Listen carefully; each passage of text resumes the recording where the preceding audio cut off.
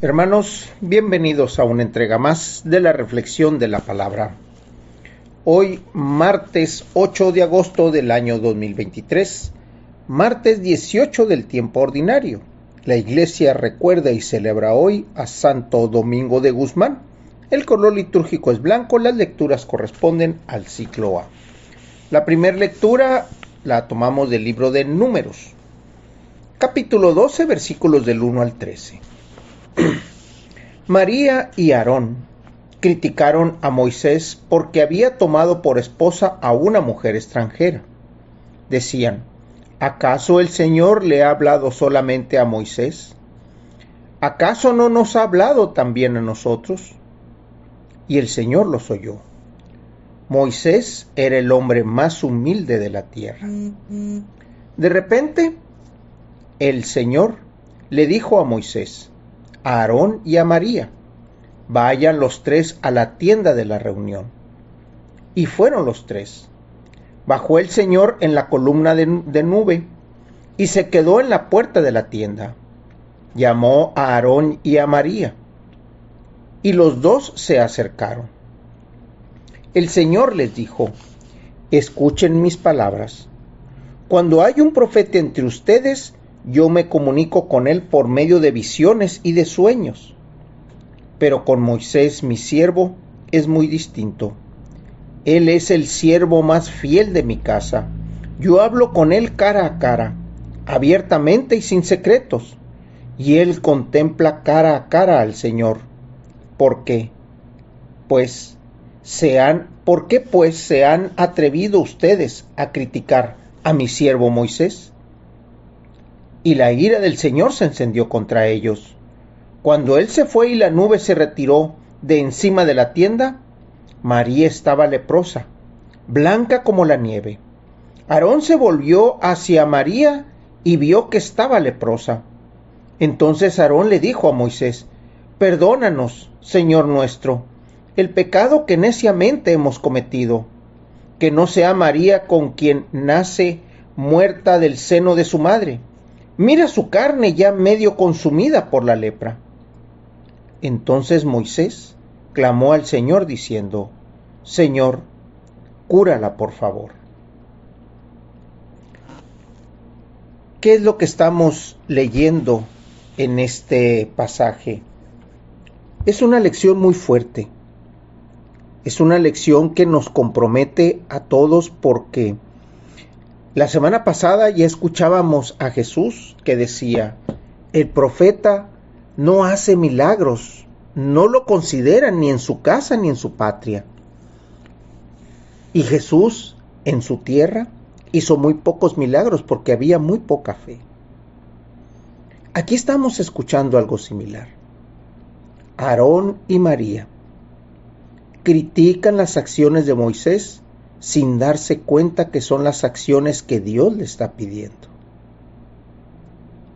Y es muchas veces lo que nosotros hacemos con el hermano, hacemos con la comunidad, hacemos con los sacerdotes, con los obispos. Los criticamos sin saber que ellos, en muchas de sus decisiones, han clamado al Espíritu de Dios, al Espíritu Santo, y han hecho fortaleza con ellos para decir: esta es la forma de guiar al pueblo, esta es la forma de mandar un mensaje al pueblo. Aquí Moisés, en la crítica que le hacen, es porque él se había tomado por esposa a una mujer extranjera. Sabemos que el Señor se vale de renglones torcidos para escribir correctamente. Sabemos que toma situaciones o ve situaciones que para los ojos del hombre son difíciles de entender, pero vemos que ahí el Señor hace lo correcto. ¿Y cuál es el castigo? Aquí vemos que es un castigo ejemplar. ¿Por qué? ¿Por qué les mandó ese castigo? Porque ellos son gente que ha estado pegada y apegada a Moisés y a los designios y a las órdenes que Dios le ha mandado. Ellos conocen toda la historia de Moisés desde el momento en que salieron, desde el momento en que era faraón, que formaba parte del reinado, desde el momento en que sale del pueblo y regresa otra vez ante faraón para solicitar la liberación del pueblo. Aarón y María conocen muy bien a Moisés y aún así hablan mal de él. Esa es la razón del castigo. Cuando nosotros criticamos a nuestros sacerdotes, a nuestras comunidades, a las gentes de los ministerios, a nuestra propia gente en nuestra casa, no entendemos qué es lo que el Señor le ha pedido para que actúe. Y aquí vemos el castigo que a María se le ha dado.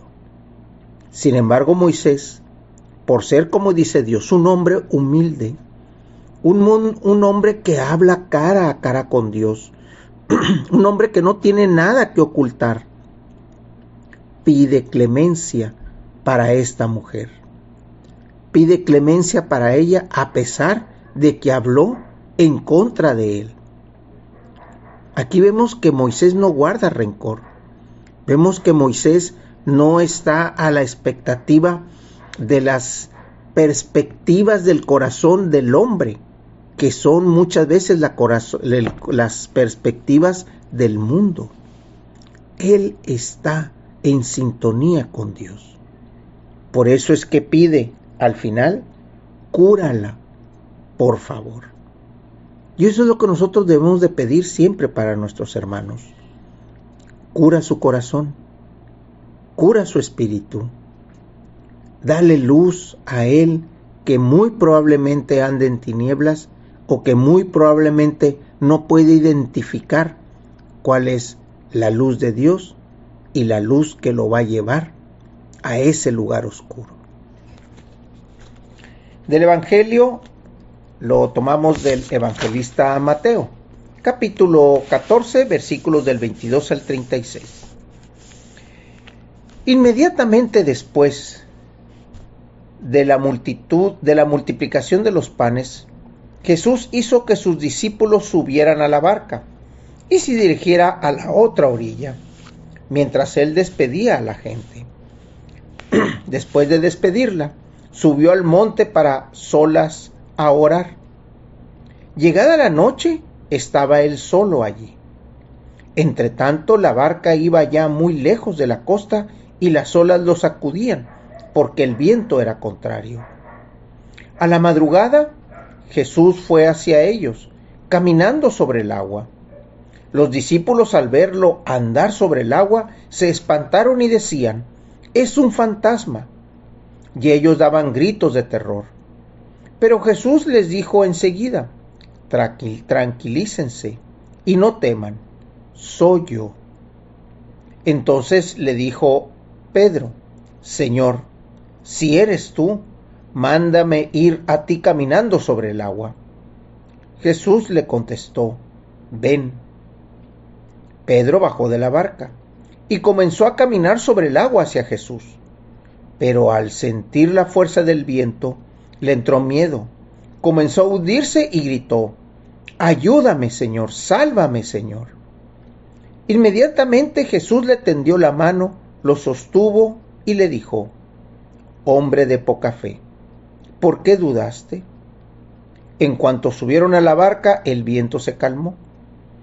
Los que estaban en la barca se postraron ante Jesús diciendo: «Verdaderamente tú eres el Hijo de Dios». Terminada la travesía, llegaron a Genesaret. Apenas lo reconocieron los habitantes de aquel lugar, pregonaron la noticia por toda la región y le dijeron a todos los enfermos. Le pedían que los dejara tocar siquiera el borde de su manto, y cuantos lo tocaron quedaron curados. Aquí vemos dos enseñanzas y una acción de Jesús. La primera enseñanza que vemos es cómo es que Jesús se retira a orar a solas después de la multiplicación de los panes. Cualquiera podría decir: estaba cansado, estaba de alguna manera necesitado de ese espacio, pero no. Recuerden que cuando él llega a ese lugar es porque acababa de recibir la noticia de que Juan el Bautista, su primo, acababa de morir. Él pide a los discípulos subirse a la barca e ir a un lugar apartado. Pero cuando llega encuentra la multitud y es donde hace el milagro que el día de ayer estábamos viendo. Multiplica los panes y los peces, les da de comer a todos y les pide a los discípulos recojan aquello que sobró, porque lo que es bendito no se debe de tirar. Una vez que ya despidió a la multitud, entonces sí, se recobija a solas. Va y ora ante el Padre a solas. De mientras vemos que los discípulos van caminando. Jesús necesita un espacio. Jesús, como hombre, también llora la muerte de su amigo, de su primo, de aquel que lo introdujo, Juan el Bautista. ¿Qué es lo segundo que vemos? Jesús camina sobre el agua. Esa es una señal muy fuerte, pero no nada más es eso. Vemos a Pedro que lo ve y le dice, si eres tú, ordena que vaya hacia ti. Si eres tú, le dice, mándame ir a ti sobre el agua. Duda Pedro. Si eres tú, Pedro le está pidiendo una señal. Y Jesús no duda en dársela. Ven, le dice. Y Pedro empieza a caminar. Si Pedro se hubiera mantenido firme en la acción y seguido poniendo los ojos en Cristo, hubiera tranquilamente llegado a donde estaba Jesús, o hubieran regresado los dos caminando a la barca. Pero no, los distrajo el mundo, los distrajo el viento, la ola, el ambiente. Eso fue lo que lo distrajo a Pedro. Por eso es que después de que Jesús lo sostiene, lo salva y lo levanta, le dice, ¿por qué has dudado? Hombre de poca fe. También que ibas. Te di la señal que tú pediste y sin embargo dudaste. A pesar de que yo te la di, dudaste. Y no nada más en tu mente, en tu corazón. Por eso es que te empezaste a hundir. Esa es la segunda señal que estamos viendo a partir de Pedro. Esa enseñanza que nos dice, cuando pidas una prueba, mantente en la expectativa de lo que el Señor te va a dar. Mantente en la expectativa de lo que el Señor te va a traer. Por eso en la primera lectura, María y Aarón, que hablaron mal de Dios, que hablaron mal de Moisés, fueron castigados. Pedro también, de alguna manera, fue castigado, pero no por Jesús, sino por su falta de fe. Él por pedir la señal y por dudar de la señal que le habían dado. Hermanos, estemos atentos, porque nosotros siempre pedimos, tenemos esa costumbre, siempre pedir. Señor, te pido por aquello, Señor, dame aquello, Señor, ayúdame en esto. Y cuando la ayuda llega, dudamos que sea Dios el que nos las ha dado. Dudamos, a pesar de que vemos que las cosas sean imposibles, dudamos de que sea Dios, que sea Jesús quien intercedió, que sea el mismo Jesús el que nos está llamando, ven, camina, acércate a mí, ten la confianza, ten la fe. Aún así, dudamos. Por eso Pedro se hundió, por eso María y Aarón fueron castigados. Hermanos, Dios los bendiga.